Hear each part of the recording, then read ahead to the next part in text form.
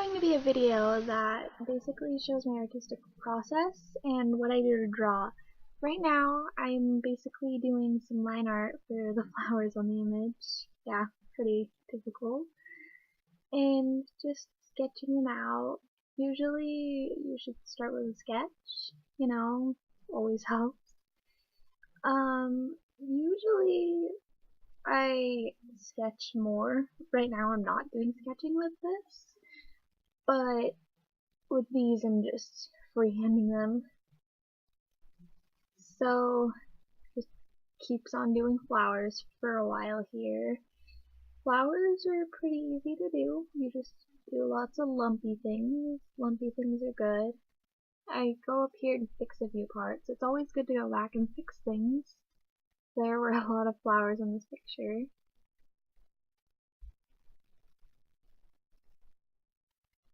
The flowers are getting kind of close to done right now. Continuing on flowers. Line art's hard. I don't like line art. Okay, coloring. Now, when you start coloring, you should always start with your flats. These up over there are what I'm using for my base colors. Right now I'm doing my base colors on it. And the flowers are blue. I like saying flowers, obviously. Then you start with your shading. You should always start with some basic shading. Just establish what types of, basically, shades go where. I used a softer shading style on this image than I would normally use because I just felt like it would give it a better effect. So, just shading and stuff. Shading.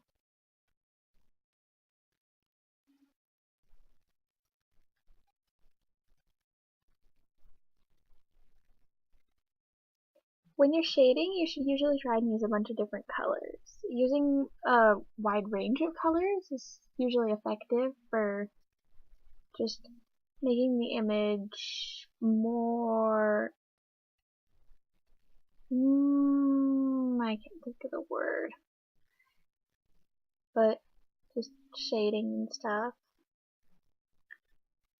Usually an image is mostly adding shade and highlights, especially with digital art. Digital art's a lot of fun. The program that I'm using right now is Fire Alpaca. I got it online for free. It works really good because my tablet's kind of a pain in the ass, so it gives me pressure sensitivity. So here I'm adding light spots. Earlier you might have seen the little thing that said sun. That was just a guideline, and this is where the light spots in the image are going to go. And I was trying to give it an effect like, well, pretty much just a very glowy effect. Now I'm starting on the skin. Usually with skin, you should try and use a lot of orange and pink and red colors. That type of stuff. Right now I'm using brown. Brown is off of orange. Usually the best brown you can get is right between yellow and orange. Usually when shading skin, you have to think about where the face would contour at. That's why it's kind of fun to,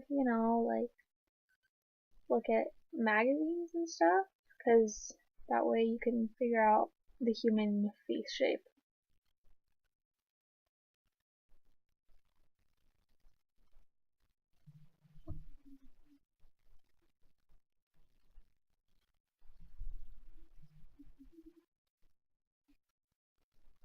Fabric is really easy to do.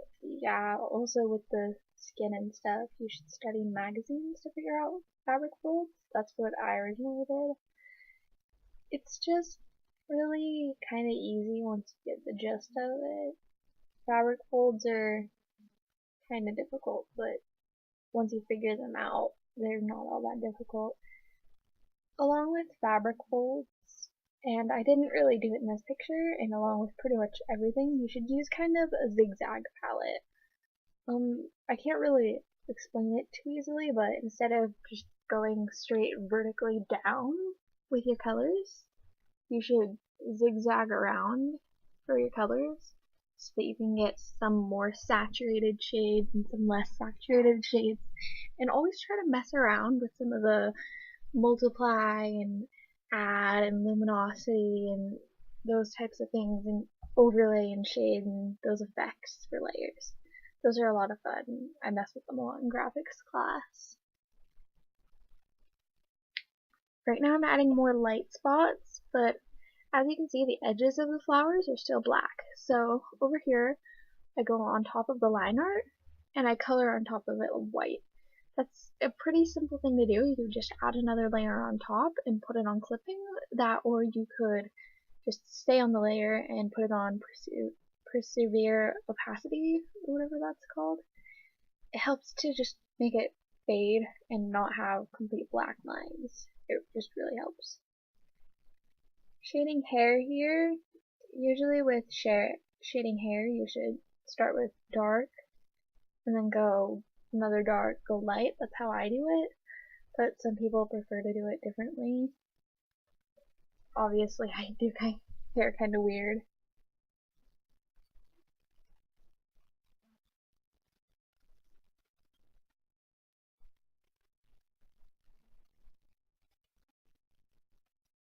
Finishing up with the shading, the first base shading of the hair, what I did was I put the layer on Persevere Opacity, or Protect Alpha, as it's called on Fire Alpaca, and I added a gradient of a darker color so that I could make the bottom, the tips of the hair, look a bit darker without having to necessarily do something different, really. It's kind of difficult to explain. Here I added more light spots. Light spots are fun. And then I added shading to make the hair look depthful, like he's laying on the bed of the flowers. That was kind of the point. Earrings in metal are a lot of fun to do. Usually you're supposed to use kind of hard shading and make it so that there aren't very many differences.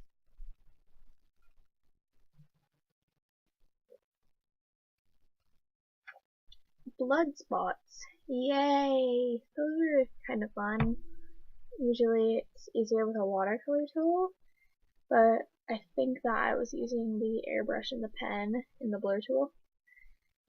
You can use a watercolor tool once you have the tool figured out for the most part, and it basically can give you, well, spots that look a bit different. It's kind of difficult to explain. Here I'm adding more shade spots on a multiply settings layer. That's a lot of help for shading and stuff. I added more shade to the skin since I thought it might not be dark enough. You know, didn't look not pale. Tan. No, tan isn't the word. You can always go back and adjust your colors, which is basically what I was doing here, and adding a bit to it. Adjusting your colors can really help, especially being able to go back and do that. And you can just go back and adjust anything you want on an image once you figure your program out.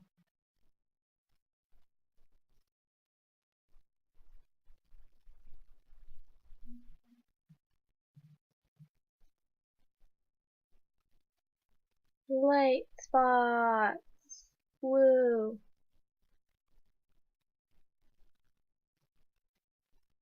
And my signature. Thanks for watching, guys!